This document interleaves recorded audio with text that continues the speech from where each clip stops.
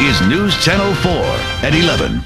The Rikers Island jail is a safer place than it was just a few years ago. Much of the credit goes to a bulletproof chamber that detects smuggled weapons. As Vivian Lee reports, some people wonder why it's not being used at the airports.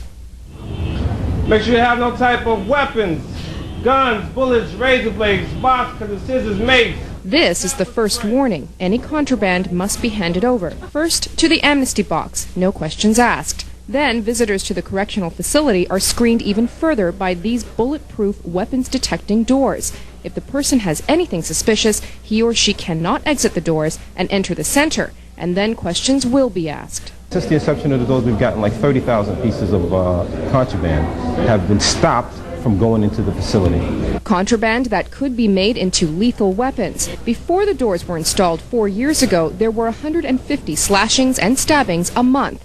Last year, a dramatic drop. Fewer than 100 incidents reported for the whole year because of the doors manufactured by Giral International.